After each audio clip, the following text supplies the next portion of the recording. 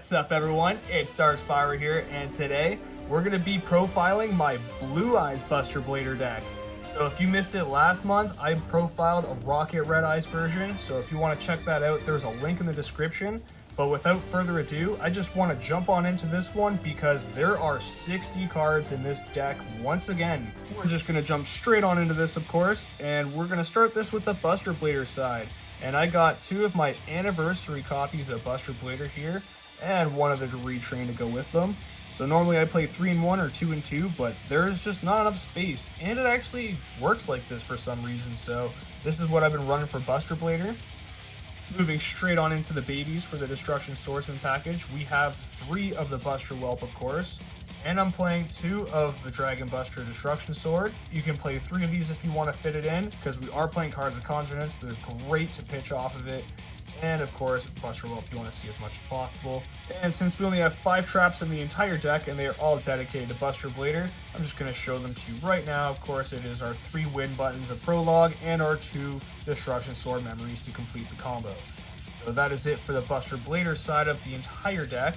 There are no spells. So we're going to start the Blue Eyes portion of this deck with just the level 8s. And of course, lead off the charge, you got Blue Eyes White Dragon himself. I'm sure Kaiba would be proud, but not that proud because these are in pretty rough shape, or as I like to say, well loved. And of course, to go with them, we're playing 2 Blue Eyes Alternative White Dragon.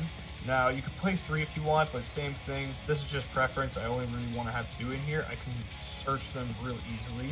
And of course, the last guy here, Dragon Spirit of White. He's just a target for White Stone of Ancients. And you can play multiples of these so you're not missing targets, but I like just having one so I don't brick on him as often. But that's it for the level 8s that are just Blue Eyes. Before I show you the babies, I'm going to show you the remaining level 8s in this deck. And we have 2 Chaos Dragon Levianeers. This guy, like I said, should be banned. He does too much, way too much, and until he's banned, I'm playing 2 of them. To go with our Chaos Dragon Levianeer, we got Chaos Emperor, the Dragon of Armageddon. Just another free body, or a good way of bringing back a banished monster, of course.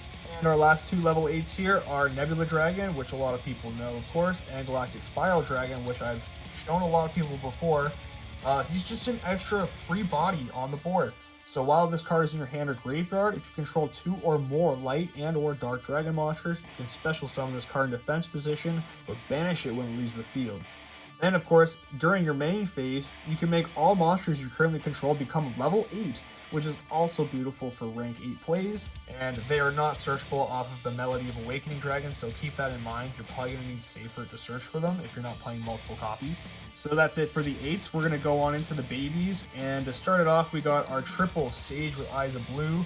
This card is ridiculous. It searches your Whelp, it searches any of your stones, so you can pitch for cards of Consonance. Or if you have a monster on the field, you can target it with this guy from your hand, send it to the graveyard, and special summon a Blue Eyes monster from your deck. So Sage, of course, is one of our best options here. And if you normal summon him and you have Mausoleum, you can add Whelp and then normal summon Whelp.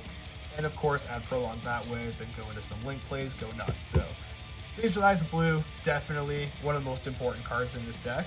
Moving on into the aforementioned stones, these don't really need much explanation. Got triple White Stone and Ancients, one of our more critical toolbox cards, of course.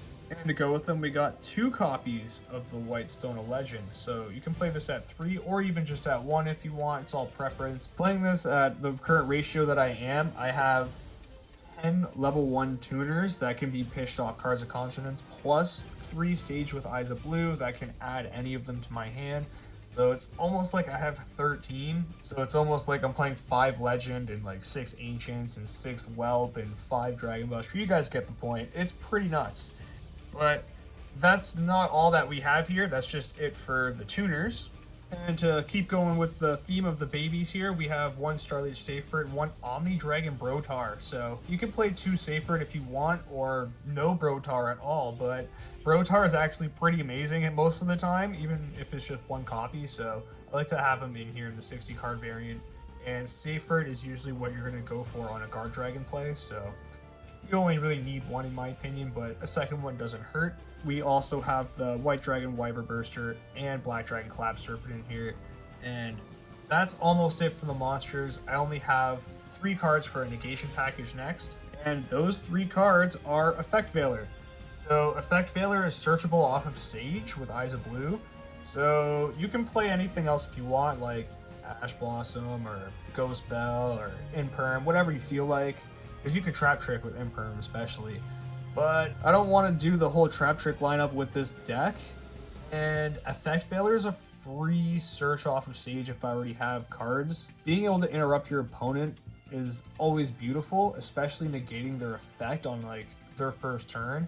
So if I'm going second, Effect Veiler is very, very clutch. That's just about it for the monsters. Now we're going to go on into the final section of this deck, which is the spells. So if I failed to mention before, there are 34 monsters and 5 traps in the deck. And that means there are 21 spell cards here. So this is what helps us dig through all of these cards. We have triple trade-in. As you've seen, we have more than enough targets to justify triple trade-in, especially with this big of a deck. We never really see that many trade-ins in our opening hand, which is kind of unfortunate sometimes, but when you see it, you gotta love it. So triple trade-in. Continuing with draw power, we got triple cards of Consonance. You can play 2 if you wish, but like I showed you guys, we have so many level 1 star tuners that are targets for this card that it is just free cards, especially if we open with Sage, and we can just add anything to hand that we're missing. So triple cards of Consonance. The last ones here, I was playing at 2, so you can play this at 2 if you want as well, but opening with Chaos Space has been a win button for me a lot of the time. So I've been playing triple Chaos Space lately, and it's been amazing. This is by far one of our best utility draw cards, so I would recommend playing 3 of these if you can. These next cards are just combo starters, so I'm playing triple copies of Melody of Awakening Dragon. Now, if you really need to pull a Blue Eyes, then go for it, but most of the time you'll be pitching something like Legend beforehand, and you can add alternative and anything else to your hand with it. So that could be Chaos Emperor, Chaos Dragon the Pioneer, whatever you need that fits the bill for that time. And to continue with the combo starters, if you don't go Melody, you can go World Legacy Guard Dragon as well, or both. Honestly, both is ridiculous, but if you just want to play 2 copies of these for space, then by all means go right ahead. These are all just for preference, and I personally like to see World Legacy Guard Dragon in my opening hand as much as possible. Next, we just got some consistency cards and extenders, and I'm going to start it off with 2 copies of Return of Dragon Lords. I usually play 3 of these in Blue Eyes, I'm not going to lie, but just for the sake of space and consistency, it actually helps just having 2, so I don't have too many of these in my opening hand, because that's never a good thing.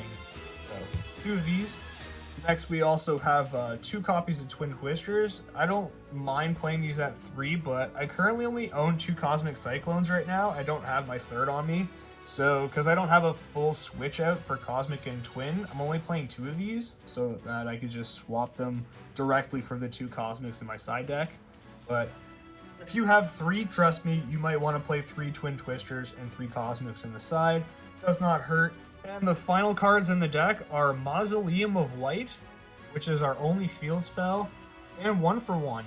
Ha, you all thought I was going to say Terraforming, weren't you? Nah, so you can play multiple copies of Mausoleum or Terraforming, but it's not necessarily critical to go full combo. It's just nice to have it. So if it's nice to have it, it's not nicer not to brick on it, in my opinion. So just going to take 1. And then Terraforming, same dealio. What if you already have Mausoleum in your hand, you draw a Terraforming, then that was the worst thing ever. So I decided 1-for-1 because this is just, you know, perfect little send 1 monster from hand to grave, special summon a level 1 monster from hand or deck. And we have a lot of level 1s from deck that we would love to summon with this guy. So that just about wraps up the main deck here. We're going to finish this off with the extra deck next.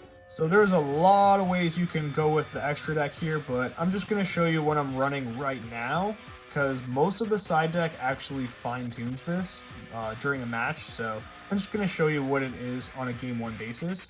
So we start off with our 2 Buster Blader, the Dragon Destroyer Swordsman, of course, and this is our only fusion in the extra deck. And of course, to go along with Buster Blader, you got your 2 Buster Dragons as well. You can play 3 of these if you really want to, but again, this is a really tight extra deck, and half of it is in the side deck, and it's plug and play, I'm not gonna lie. So Buster Dragon, of course, you're gonna need 2 for your prologue no matter what. So we're just going to continue with our Synchro monsters, and I got one Blue-Eye Spirit Dragon here, and I don't actually run any of its tag outs in the extra deck. They're all in the side deck, so I would heavily advise you do not do that like I am. You should probably play something, at least Azure Eyes or maybe even Black Rose Moonlight Dragon in the extra deck with this. But I very rarely even go into Spirit Dragon, I'm not gonna lie. He's here if I just have the option, so that he's just a free additional graveyard negate. The last Synchro monster is Chaos Ruler, the Chaotic Magical Dragon. He's here just for an additional 8 on board to help us with an Xyz play, and he helps us dig through our deck a lot faster. Unlike YuGiOh, you excavate the top 5 cards of your deck, and then you can add either a light or dark monster to your hand, and then you get to send the rest to your graveyard. Notice how I said get to send the rest to your graveyard. Yeah, you get to set up your graveyard for free with this guy. And then when he's in your graveyard, you can banish a light and dark, and then of course bring him back as a level 8, use him for an Xyz play. Now, if you use him for anything other than Xyz play, be careful from that graveyard effect. He will be banished after he leaves the field. So, of course, if you use him as an overlay unit, he won't be banished because he's attached to a monster. That's it for the Synchro monsters. Next, we're going to kick it off with the Xyz section. We have one number 38, Hope Harbinger Dragon Titanic Galaxy. He's here because we usually get locked into dragons off the guard dragons or even off Nebula dragons, in fact. So if we have to Xyz with our 8s and can't go into our other guy, we go into Hope Harbinger, and he's a beautiful negate. Of course, he's also good protection in the battle phase as well, so don't forget that. And the last one here for the Xyz monsters is my Divine Dragonite Felgrand. Now you can play literally any other thing here. It does not need to be an Xyz. You can even go full Xyz and no synchros. You can even go with the Dragluvion package if you want and throw on Numeron Dragon and something like Prime Photon Dragon, any other number dragon, I guess. That's it for the Xyz monsters, and of course this is my Ghosty like I had on here last time. Finally, we have the last stage of the extra deck, and that is the Link monsters. So starting with the Link ones, we have one Link Haribo. Yeah, he's here for just brick hands and sometimes consistency, actually. If you play against dinos, they put a token on your field, just tribute it with Link Haribo. Now, you could play Striker Dragon if you're going the Rocket package, but I did not have space in here, and I've already committed my Rocket package to the Red Eyes deck that I have, so I'm going to use Link Haribo here instead. And of course, I've mentioned this already, but this is a Guard Dragon deck, so we have Guard Dragon, LP, and Pisty here. Very much so self-explanatory cards, and to go with them, we got some Link 2s, starting with Protector Whelp of the Destruction Swordsman, of course, because this is a Buster Blader deck, and this is probably one of the best modern Buster Blader cards that I've ever seen, because the more I use it, the better it feels that it is. So, if you don't know what this guy does, you better pick it up and throw it in your Blader deck right now and start trying it out, because I promise you will not regret it. The last Link 2 here is Crystron Halki Fibrax. Now, they did not ban Needle Fiber, and I'm usually not a fan of Needle Fiber. I'm not even a fan of the Guard Dragons, honestly, but I keep playing them, and I keep playing Needle Fiber, so clearly that just shows you how powerful they are. If you want to win, they're a good option, of course. The last 2 cards here are a Link 3 and a Link 4. The Link 3 is, of course, Blackluster Soldier, Soldier of Chaos, and no, he is not a ghost rare. We did not pull him, if you did not watch our video. So, I'm still grateful that we pulled this guy, like, almost a year ago now, so. We got one of these bad boys in here. He's the main boss. And the last card here is Saryuja Skuldtread, like I mentioned before. So, if you guys want to play anything else here, I recommend playing Sword or even Heratic Seals. If you want to play Heratic Seals or even Sword in here, then go right ahead. You could probably swap Saryuja out for Sword, no problem. But, like I said, 60 card deck, I want to have more draw power, just like why I have Chaos Ruler in the deck as well. That's it for this one. I hope you all enjoyed it. If you really did, I would appreciate if you smash the subscribe button and help support the channel. Maybe even give this video a thumbs up if you really liked it. And as always, hope you all have a wonderful day.